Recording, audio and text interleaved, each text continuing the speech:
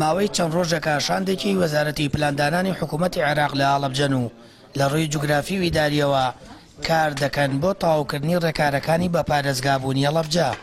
سنووری پارێزگاکە لەسەر نەخشە دیاری دەکەن و ئەو شار و شارۆچکانی دەکەونە سەر پارێزگاکە تۆمار دەکرێن، دواتر دەیبەنەوە بەغداد.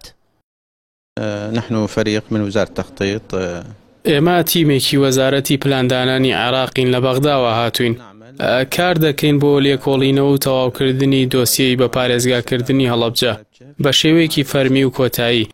تیمەکەمان لە پسپۆڕ و تایبەتمەندانی بواری ڕێخستنی نەخشەسازی و دیاریکردنی سنووری جوگرافی و کارگێڕی پێک هاتووە.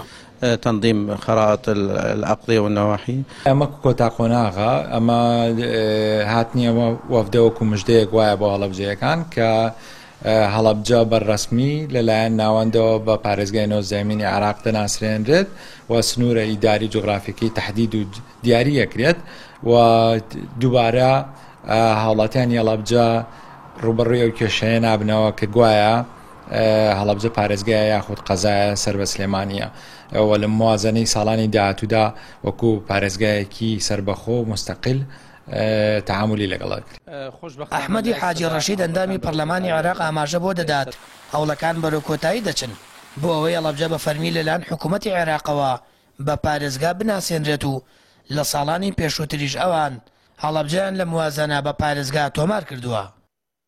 خۆشبەختانە هەوڵەکان لە کۆتاییان تەمەنەمە هەوڵی کەسێک و دوان نییە، هەوڵی هەموو ئەو بەڕێزانەیە کە لە بەغدان بە تایبەتی سەر کۆمار ئەم تەوسیعی کردووە. پێشتر ئێمە لە 2015ەوە تاوەکو 2021 ناوی هەڵەبجەمان هەمیشە وەکو پارێزگا لە ناو موازنە تەسبیتە کرد، تەبەن بە هاوکاری هاوڕێکانم هەمیشە.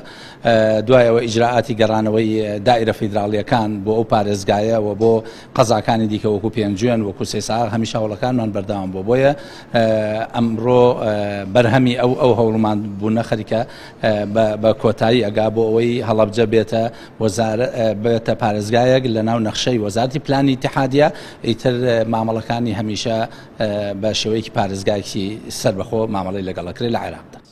هەرچەندە لە ساڵانی پێشووتر ئەنجومەنی وەزیرانی عێراق هەڵەبجەی وەک پارێزگا ناساند، بەڵام هێشتا پرۆژەکە لە پەرلەمانی عێراق و دەنگی لەسەر نەدراوە.